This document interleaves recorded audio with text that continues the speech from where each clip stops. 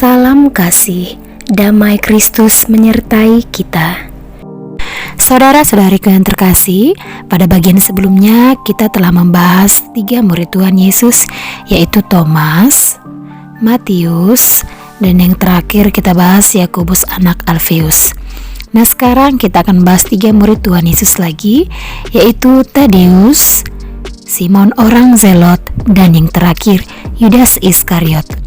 Namun terlebih dahulu, jangan lupa subscribe, like, komen, share channel YouTube ini ya. Tuhan Yesus memberkati.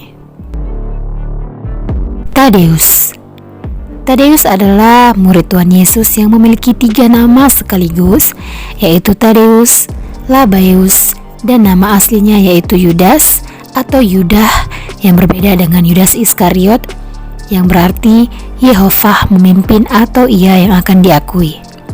Nah, Tadeus dalam Markus 3 ayat 18 adalah nama keluarganya.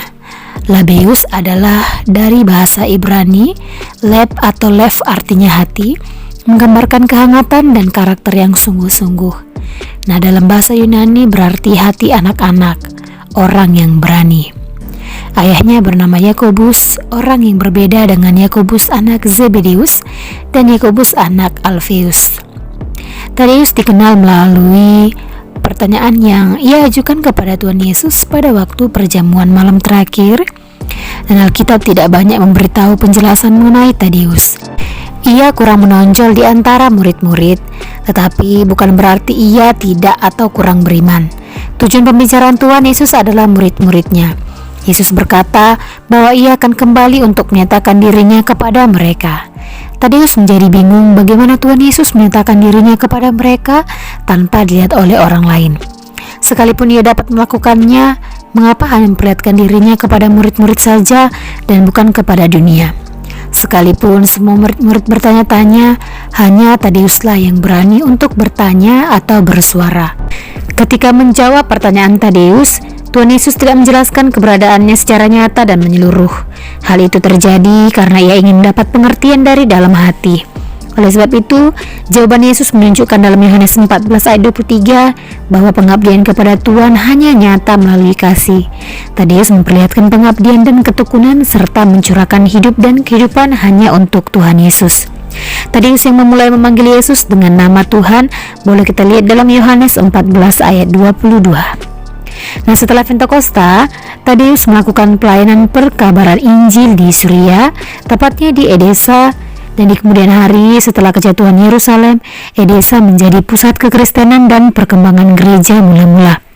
Nah, Tadeus dan sebagian murid-muridnya ditangkap di Skavarsar, Syria, dan dihukum mati. Simon orang Zelot. Alkitab tidak memberikan banyak keterangan atau pengantar dari murid Tuhan Yesus yang ini. Untuk membedakan Simon ini dengan Simon Petrus, maka ia disebut Simon orang Zelot atau Simon orang Kanaani. Zelot adalah suku atau kelompok pemberontak terhadap pemerintahan Romawi. Kanaani berasal dari kata kana yang berarti orang yang sangat rajin, giat dan sangat bersemangat.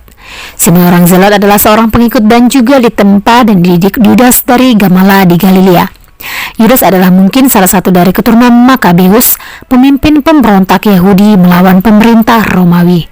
Kelompok ini adalah pengikut teokrasi yang murni, religius dan fanatik. Bandingkan Kisah Para Rasul 5 ayat 37. Kelompok ini mendidik para anggotanya untuk berani mati demi kemandirian dan kemajuan bangsa dan agama Yahudi, dan sangat merendahkan orang Romawi yang menjajah mereka. Ada kemungkinan Simon orang Zelot menjadi murid Tuhan Yesus dengan harapan ia menjadi pemimpin revolusioner yang mampu membebaskan Palestina secara revolusi. Tidak ada kegiatan yang begitu menonjol selama menjadi murid Tuhan Yesus. Simon orang Zelot meninggalkan organisasi politik dan kedudukan politiknya. Nah, setelah Pentakosta, Simon orang Zelot menjadi penginjil di Mesir, Afrika. Kemudian di Inggris, kemudian kembali ke Mesir. Setelah penginjilan ke Mesir, Simon orang Zelot bergabung dengan Tadeus di Syria dan Persia. Simon orang Zelot dan Tadeus, mereka berdua disiksa, dirajam batu, digergaji dan kemudian dibunuh dengan pedang di Persia. Dan yang terakhir adalah Yudas Iskariot. Yudas bentuk kata Yunani yang diadaptasikan dari bahasa Ibrani, anak dari Simon Iskariot, dalam Yohanes 6 ayat 71, 13 ayat 26, dan artinya Kariot, sebuah kota kecil di Yudea. Iskariot artinya berasal dari.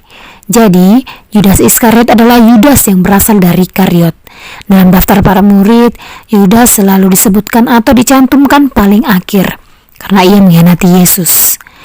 Yudas mati bunuh diri setelah ia melihat penderitaan yang dialami Yesus akibat pengkhianatannya.